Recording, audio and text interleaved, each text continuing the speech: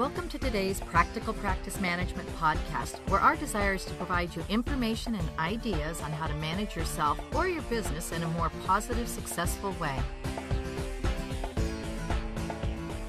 Hello, and welcome to today's Practical Practice Management's videocast. My name is Tina Del Bono. And I'm Jesus Vasquez. And today we're going to talk a little bit about laying the foundation to have motivation grow in your workplace. Some people are just naturally high energy people, and they are, when you're around them, you get motivated.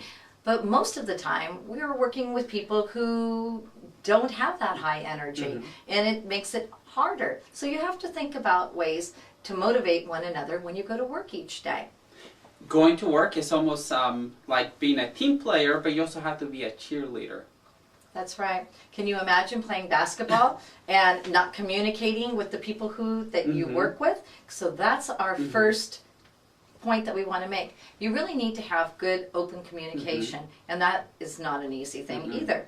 It starts out with baby steps, like maybe just asking, "Hi, how are you doing today? How was your evening last night?" What about giving each other compliments, or a compliment when someone achieves a goal or a milestone? That's right.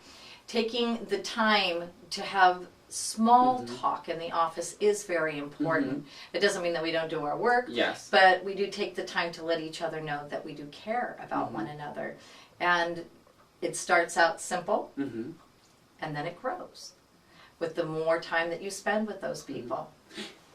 It kind of reminds me of watching the show The Office, where people go to the water cooler.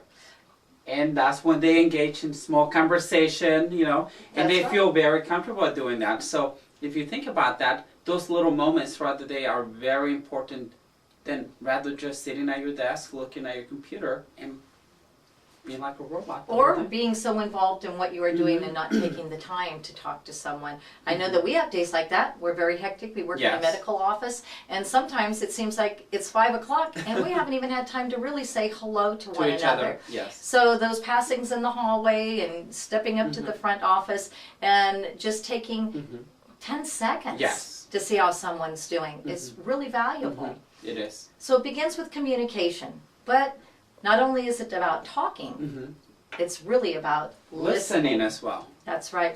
And honing your listening skills is really probably the harder of the two. Most people can talk, but very few really know how to do active listening. It's funny you mentioned active listening. What do you mean by that? Active listening versus what? Well, versus you're just sitting there and you look like you're listening, but you really don't know what that person is saying. You pick up on little bits and pieces of the conversation.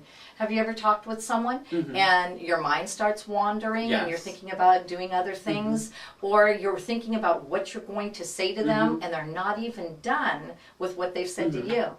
If you're doing things like that, you can't possibly be listening to them. So active listening is engaging yourself into what their conversation, what they are saying to you, and that takes focus. It does. I know oftentimes I will catch myself every now and then asking someone a personal question like, "How are you doing?" And halfway through their response, I start to wonder.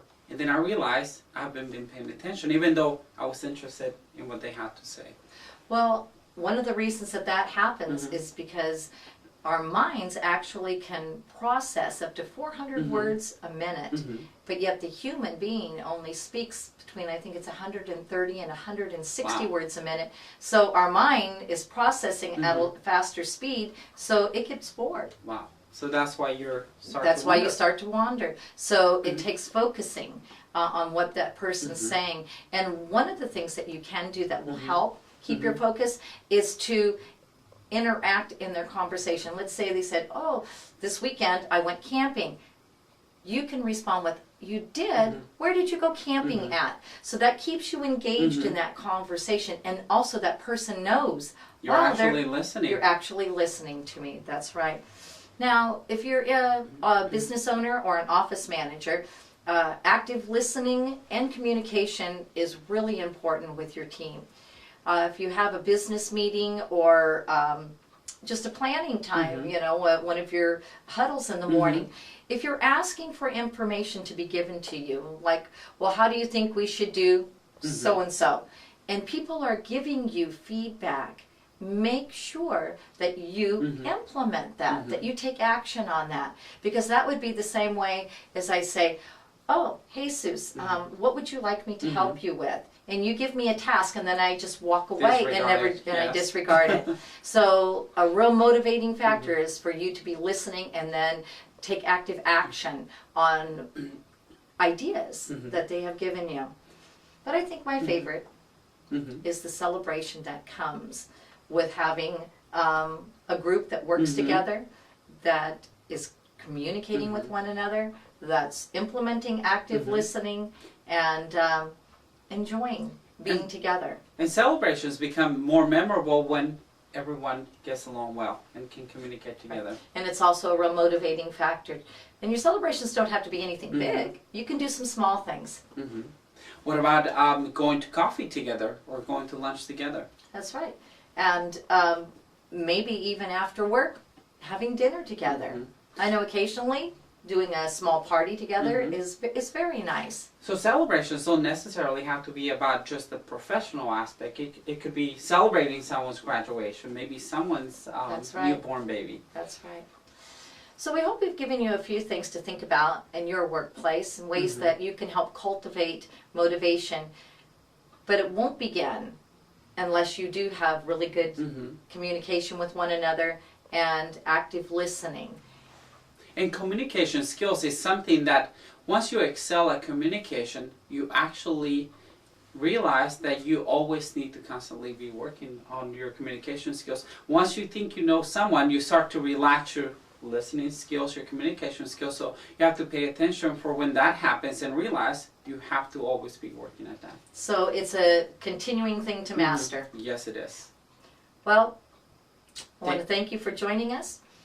Please go to our website for more information and visit our blog at www.gotopppm.com, and do not forget to download the free motivational guidebook. Thank you for listening.